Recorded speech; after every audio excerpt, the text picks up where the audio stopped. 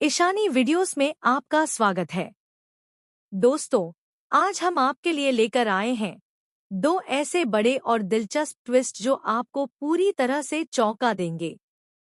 सबसे पहले बात करते हैं जालंधर की, जो अब पूरी तरह से आर्यवर्धन और अनु की जिंदगी में हड़कंप मचाने के लिए वापस आ चुका है।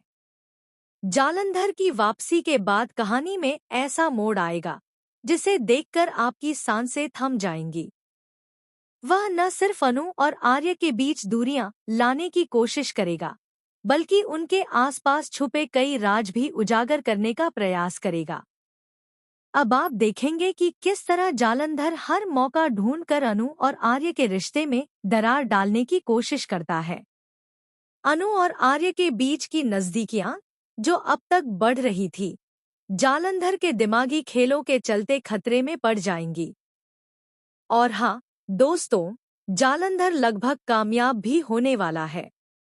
वह हर बार ऐसा ख्यालों का जाल बुनता है कि गोपाल और पुष्पा तक उसके प्रभाव में आ जाते हैं और उनके मन में शक के बादल घिरने लगते हैं। जालंधर बार बार कहता है कि अनु की शादी आर्य से मत होने दो, आर्य धोखा देगा। सुनकर अनु का परिवार और भी चौकन्ना हो जाता है। वहीं झेंडे, जो इन सब चीजों को सुनता है, वह भी चौंक जाता है और सोच में पड़ जाता है कि आखिर ऐसा कौन है जो इतनी चालाकी से बातें फेंक रहा है। झेंडे अब खुद यह पता लगाने की कोशिश करेगा कि इस सब के पीछे कौन है, लेकिन समय बहुत कम है क्योंकि शादी की तैयारियां अपने अंतिम पड़ाव पर हैं।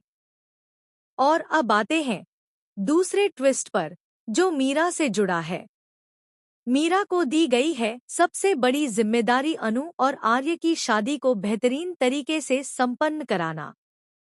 यह जिम्मेदारी सिर्फ दिखावे की नहीं है, बल्कि हर छोटी बड़ी चीज पर उसकी नजर और हर फैसले पर उसकी क्षमता पर आधारित है। मीरा को यह साबित करना है कि वह एक बेहतरीन वेडिंग प्लानर है।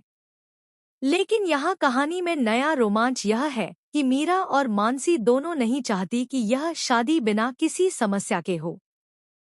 मीरा के हाथ में अब यह चुनौती है कि वह न सिर्फ शादी की पूरी तैयारी करे, बल्कि अनु और आर्य की खुशियों के रास्ते में मंडराते खतरों का भी सामना करे। हर पल कुछ नया मोड़ आ सकता है। क्या मीरा अपनी जिम्मेदारी निभा पाएगी या कोई ऐसा दुश्मन आ जाएगा जो सारी तैयारियों को बर्बाद कर देगा? इसका जवाब जानने के लिए आपको इस वीडियो को अंत तक